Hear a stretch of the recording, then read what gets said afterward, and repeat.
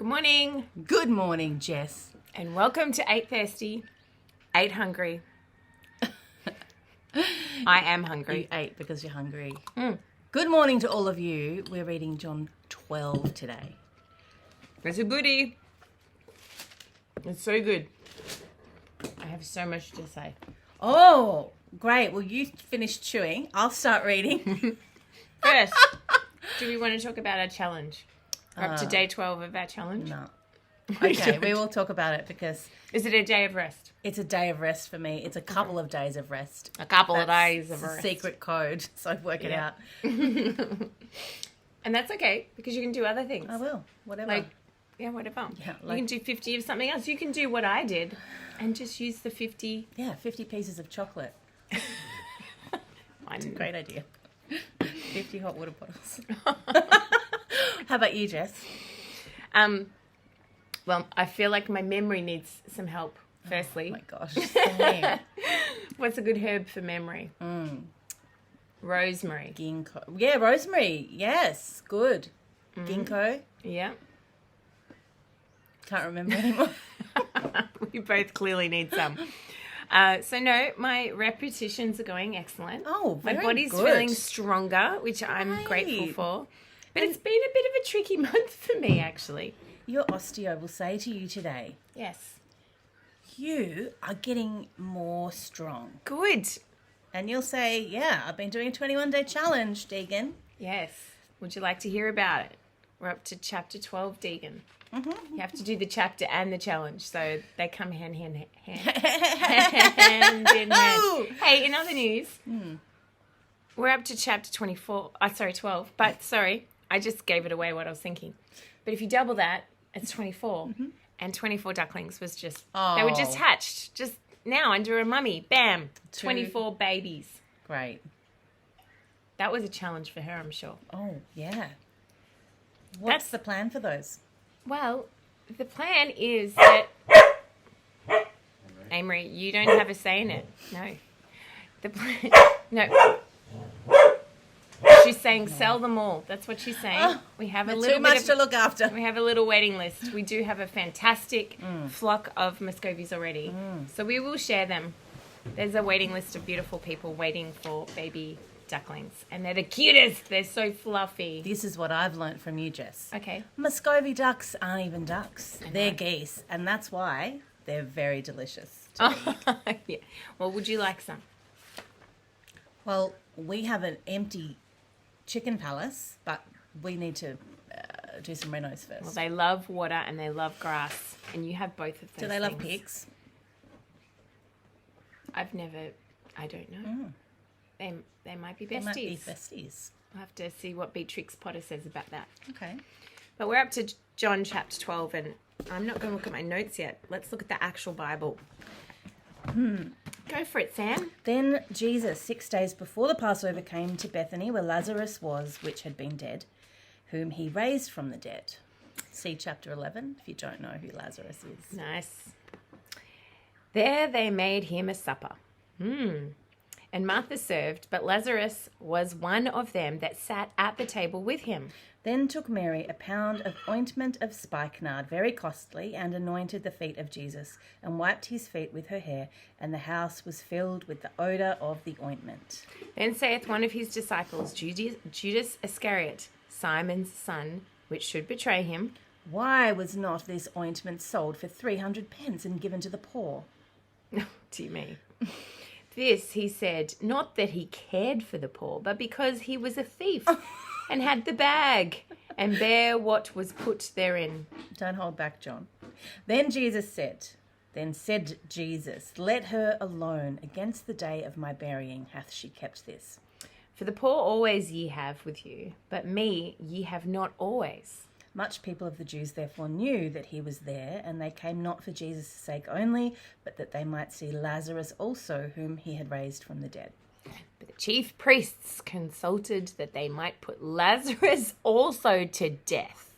Because that by reason of him many of the Jews went away and believed on Jesus. And the next day much people that were come to the feast, when they heard that Jesus was coming to Jerusalem, took branches of palm trees and went forth to meet him and cried, Hosanna, blessed is the King of Israel that cometh in the name of the Lord. And Jesus, when he had found a young ass, sat thereon, as it is written. That was dramatic. Fear not, daughter of Sion. Behold, thy king cometh sitting on an ass's colt.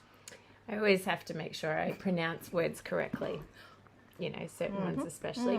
These things understood not his disciples at the first, but when Jesus was glorified. Then remembered they that these things were written of him, and that they had done these things unto him. The people, therefore, that was with him when he called Lazarus out of his grave and raised him from the dead bear record. For this cause the people also met him, for that they heard that he had done this miracle. The Pharisees therefore said among themselves, Perceive ye how ye prevail nothing? Behold, the world is gone after him. And there were certain Greeks among them that came up to worship at the feast. The same came therefore to Philip, which was of Bethsaida of Galilee, and desired him, saying, Sir, we would see Jesus. Philip cometh and telleth Andrew, and again Andrew and Philip tell Jesus. And Jesus answered them, saying, The hour is come that the Son of Man should be glorified. Verily, verily, I say unto you, except a corn of wheat fall into the ground and die, it abideth alone. But if it die, it bringeth forth much fruit. He that loveth his life shall lose it, and he that hateth his life in this world shall keep it unto life eternal. To die is gain. Oh, sorry, that's not in Yeah. there. If any man serve me, let him follow me, and where I am, there shall also my servant be. If any man serve me, him will my Father honour. Now is my soul troubled, and what shall I say? Father, save me from this hour. But for this cause came I unto this hour. Father, glorify thy name. Then came there a voice from heaven, saying, I have both glorified it, and will glorify it again. The people therefore that stood by and heard it said that it thundered. Others said, An angel spake to him. Jesus answered and said, This voice came not because of me, but for your sakes. Now is the judgment of this world. Now shall the prince of this world be cast out. And I, if I be lifted up from the earth, will draw all men unto me. This he said, signifying what death he should die. The people answered him, We have heard out of the law that Christ abideth forever. And how sayest thou, the Son of Man must be lifted up? Who is this Son of Man? Then Jesus said unto them, Yet a little while is the light with you. Walk while ye have the light, lest darkness come upon you. For he that walketh in darkness knoweth not whither he goeth. While ye have light, believe in the light, that ye may be the children of light. These things spake Jesus, and departed, and did hide himself from them. But though he had done so many miracles before them, yet they believed not on him. That the saying of Isaiah the prophet might be fulfilled, which he spake, Lord, who hath believed our report, and to whom hath the arm of the Lord been revealed? Therefore they could not believe, because Isaiah said again, He hath blinded their eyes and hardened their heart, that they should not see with their eyes, nor understand with their heart, and be converted, and I should heal them. These things said Isaiah when he saw his glory, and spake of him. Nevertheless, among the chief rulers also many believed on him, but because of the Pharisees they did not confess him, lest they should be put out of the synagogue. For they loved the praise of men more than the praise of God. Jesus cried and said, He that believeth on me, believeth not on me, but on him that sent me. I am come a light into the... 45. What? And he... Thank you. And he that seeth me, seeth him that sent me. I wanted to say this bit. Oh. I am come a light into the world, that whosoever believeth on me should abide Not. Exactly. Should not abide in darkness. And if any man hear my words and believe not, I judge him not. For I came not to judge the world, but to save the world. He that rejecteth me and receiveth not my words hath one that judgeth him. The word that I have spoken, the same shall judge him in the last day. For I have not spoken of myself, but the Father which sent me, he gave me a commandment, what I should say and what I should speak. And I know that his commandment is life everlasting. Whatsoever I speak, therefore, even as the Father said unto me, so I speak. He is in a play. a grand play written by God. Oh. And he only speaks what the Father has asked him to speak. That's pretty cool. It is pretty cool because can you imagine, sometimes you see those shows where they make them do funny things and they put a little speaker in their ear and they make them go into like a coffee shop and order stupid things and they're filming it. So they're saying, ask for a Mackie Bimbo latte or something stupid. Right. And the person's doing it and they're saying everything that they say. That's funny. I think that's very funny entertainment. It's prompting, isn't it, to put yourself out in an environment and just be brave enough to just... You do have to be brave. Yes, you do. Because some people are like, oh, I could never do that. But Jesus is just hearing... It's probably not like that. No, but I see what you're saying. They're the same. They're the same. But he also prays to his Father. So that's right. Because he is fully man. They're separate and same. And he's fully God. He's fully all of it. Yeah. Yeah. It is. That's a great demonstration, like that example that you said. I like that. Because he didn't go, oh yeah, no, I can't say that, God. Yeah, that's right. Hey, I'll just change it a try bit. something else because that's too embarrassing. Or he just went for it. Yeah, or that's going to antagonize them too much. No, he knew that was the right thing. He just did it obediently. And if we're meant to be praying unceasingly and thanking unceasingly for people in our lives, there's not really much room for bad thoughts and bad things to happen. Wow. Because we're about our Father's business. That's right. That's really cool. What a great example Jesus set as a human for us. Yeah. Even though we're not under the law and we don't live a life, what would Jesus do? Yes. Because we don't follow Jesus after the flesh. Yeah. No more. We don't do right. that.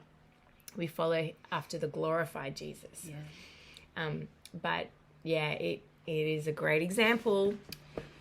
So that's correct. We have talked about Mary before. Oh, yes. You were on this same research, were you? I love Mary. What did you find?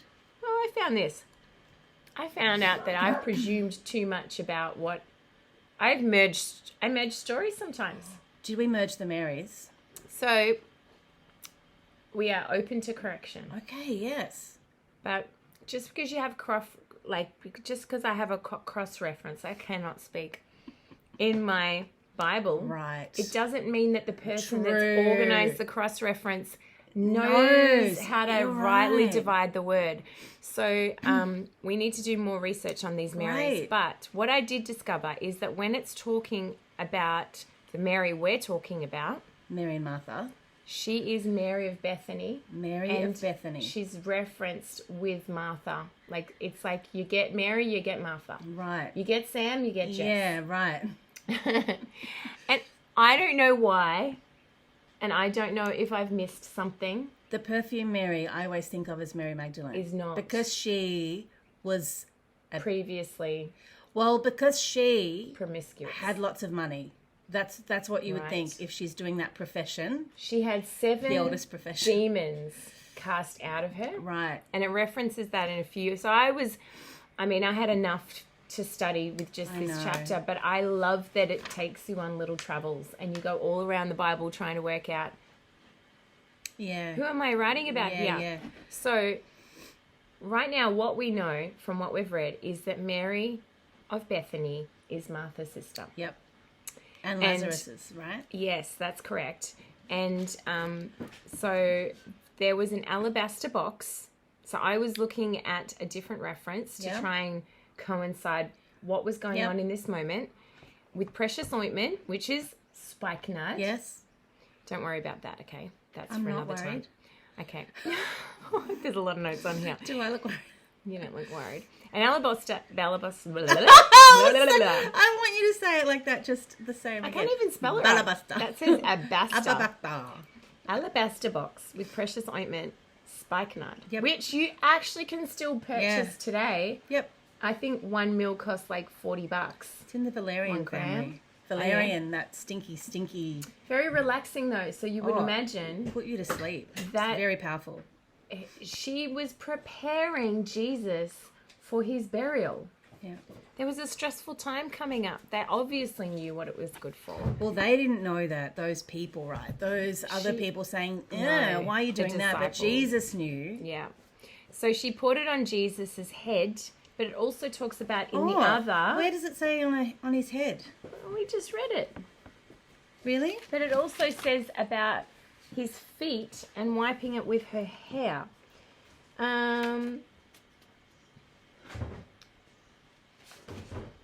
I'll look. You keep writing because my notes Okay, say so she only put it on So his that must feet. be my other reference. So it was in another gospel. But that's what happened. Right. Because I was working out the two accounts, Okay. bringing it together. So don't worry about it in this notes. It is in the other chapter in the other gospel. Anyway, when I worked it out, it's his head, it's his feet. She wiped it with her hair, and a good work was what she was doing upon the Lord. It was looked upon as being a good work, preparing him for his burial. Yeah. And Jesus says, this is a memorial of her, that she will be remembered for this. Right. And Lazarus is sitting at this table at this moment while Martha is serving the supper. Yeah. So those three siblings are all doing a work. Isn't that incredible? What a little trio. Loving Jesus. So I would like to know if she, like, how did she come by all this money? Like, because apparently for a pint of this oil, which apparently is converted, it's about a year's wage for a labourer at that time. So, I mean, if we think about that today, it's probably like 50 grand. Well, excuse my eating. But if you have a think about this, we're talking about the story of Jesus. God can supernaturally provide for this. It was part of the preparation for Jesus to be crucified. So it's not for, unless it's in the Bible, it's not for us to try and work out how she got it. But I'm wondering, my humanness, I would just want to connect the dots and make the story make sense. I love that. This is the difference between you and I. Why you're so good at history and research and being a detective. I'm not so good at it. I go, oh yeah, she just had it. Great, she's just doing it. Yeah, I want to know why, and I want to know, like, was it her own money or was it the communal money that it was? Could be that was spent, and is that why the guy's like, hang on, no, why wasn't that sold to the poor? No, that's not why he said that. Judas. There's so much to say about Judas. Jesus knew all the time that one of the 12 was the devil. He talked about it before. He's talking about it now. He is not interested in actual pure charity. He's not interested in giving to the poor. He is a thief. He was completely in charge of the money, and it's right here that he's about to take the sop. In the other account I was reading about him about to take the sop. The supper? Yeah, the sop, which is What's like... the sop? He The dipped bread? it in the sop. So I think it's like... He is talking to the disciples saying, whoever now takes of me this sop Oh, not is Judas. the one that's... Yeah. Oh, hang on. Okay, yes. Is the one that's going to betray me. So this guy, in this night, there was a lot going on. He's thinking ahead about money. In regards to this, he's thinking about money, dobbing Jesus in. Yeah, money's an idol, right? A big idol. That's why he's thinking about it. Yeah. At that time, it was Jewish custom to give gifts to the poor on the eve of Passover. Right. Which is what it was. So you'd think that's what he's conniving. making reference to. But John is saying, not that he cared for the poor, but because he was a thief and had the bag, and he was taking what was put in the offering plate, right? That's right. What a guy. Yeah. Well, how about palm branches? Yes. This is pretty cool. How about him? Well, it was prophesied that this would happen. Yeah. In the book of Isaiah. Where were we? And did I write so, reference? while you're thinking about that, I was saying, so growing up in a non-Christian school, just a public school, singing songs at Christmas time. Oh, yeah. And I didn't know much about Jesus, but I remember it was kind of like common knowledge. Oh, how humble was Jesus riding in on a donkey? That was a really humble thing to do because he could have had a beautiful carriage. He could have had a thoroughbred horse. So that was kind of, you know, standing out to me as a little kid growing up, thinking, oh, he's so humble, he didn't want to glorify himself. But in fact, it was traditional for kings and rulers to ride donkeys. Is that right? And it was prophesied that the right. Messiah would come in on a donkey in Genesis, Isaiah, and Zechariah. Great. So that's very interesting for me to read that because... Do you know what I mean? Like, I do. it was like, oh, Jesus, he was so humble, he was riding a donkey. Yeah. But no, he wasn't. That was his actual proclamation, I am the Messiah. By riding on a donkey, rolling into town when they had their palm branches out, which was also a celebration of victory. Yeah. He's saying, finally, I am the Messiah in a very public way. It's fantastic. Go Jesus. And if you think about a little baby colt to ride, they're not trained. Oh, no. Can you imagine the peace of God? He's got the Creator sitting on his back. Hang on a minute.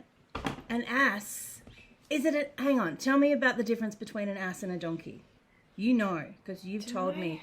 And I had a photo of an ass, right? I know. A mule. Are you saying that a mule is an ass? I don't know. Is an ass a mule? Well, if it's the same as a mule, and really, I am the memory thing, right?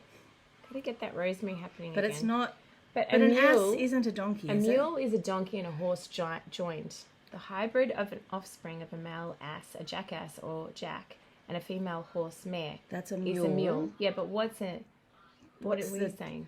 Well, it's saying... I think it's a young donkey, but... Okay. Is a donkey... We're getting distracted. I am in awe of how... We were talking about in the last chapter about Lazarus dying, right? And did we not read in that last chapter, chapter 11, yeah, about that this would be a sign or something like that. I was writing these notes and I was getting distracted, so I don't actually think I wrote it down. But what I'm saying is this chapter talks about Lazarus's miracle, bringing people to Jesus. Yeah, we talked about that. Yeah, so right now we're hearing about people coming to see Jesus around this feast time because they've heard of the miracle of Lazarus. Lazarus would have been a well-known guy. Yeah. He's dead. No, he's not. Jesus raised him to life. They're like, what? We're coming to see. And the Pharisees again are like, oh no. We're not going to just take Jesus now. Let's take Lazarus as well. Anyone who's taking away from us. Can you see that spirit of the Antichrist? Oh. Like, that is working. Right since Satan fell out of heaven, that iniquity was found in Satan. He's tried to spread that deceit. Have you also noticed that the Pharisees love to call Jesus a deceiver? Oh. When they're actually following the greatest deceiver of all time, which is Satan. And then they're calling Jesus the deceiver. Wow. I'm referencing all over the place here. And I'm not putting context to it, but this is what it has said in my research. How about the fact that we've been hearing time after time in John, the hour had not yet come. The hour had not yet come. The hour had not yet come. My hour has not yet come. And then in verse 23, what does it say, Sam? And Jesus answered them saying, the hour is come that the Son of Man should be glorified. Yeah. And then verse 27. Now is my soul troubled, and what shall I say? Father, save me from this hour. But for this cause came I unto this hour. For this very cause, Jesus came for this hour. Yeah. This moment in time that he's about to be captured and taken to the cross. This is quite extraordinary. I just feel overwhelmed by how much is in this chapter, Sam. I know. We could do so much more study. This is the beauty of going through the Bible. There's so much we can learn in such a short amount of time, but I do want to marinate in this one a bit longer. There's more to come, Jess. Don't worry. There is more to come. And it should spark this excitement in us. It's an alive book. Yeah. And you do just learn something every time you read it, don't you? Yes, you do. You really do. Not just one thing. Like it's a multifaceted thing. Yeah. I bet there'll be things in our day to day that we're like encouraged with an application we can take from, like even just that whole voice piece thing, like in your ear. Oh yes. Oh. What would Jesus have me do now? Yeah. Yeah. What does his word say I should do? Yeah, true. True. Well, what a blessing. Super. Great researching, Jess. Oh. Appreciate you. I am encouraged to research because of you. Oh. But not just because of you. Not just because of you. No. Because Jesus actually asks us to study. So it's actually a requirement. Yeah. So you are very good at studying, and I'm encouraged to do better stuttering. Please do. Studying. Please. Do you remember that song, the Stutter Rap? No. Okay. How about this Stutter Jess? Yep, that's a thing. But wow, guys, put your ointment on today. Remember Jesus. Read the book. Be blessed in the book. Pray for those around you. If you see someone wanting to give to charity, maybe just check their heart. What are you looking for? Oh, wow. I was just wondering about spikenard and if new harvesting techniques have made it any less expensive. It's still really expensive. Oh, it's $19 for a little bottle. That's on par. No, it's not. That's What a do you trick. mean? Is it? I did more research. Spikenard root. To get it in Australia, excuse me, it's actually up there. I mean, if you think about the cost of frankincense, like that's not lavender or peppermint. Like it's not a cheap one. Do you know what? This is for 1 gram. $10 for 1 gram. Yeah, it's not like saffron. When you think about things like petals are cheap because the flower can still keep growing. When you've got to dig up the root like you do for spikenard, that's when it's expensive because you're destroying the whole plant. Right. And it's been over harvested. That's why it's rarer too. But, wow. Anyway. It's an expensive... I want to know what it smells like, don't you? I've read a description. Have a little look, guys. But more so, have a look in the Bible. Goodbye. Thank you for joining us. See you.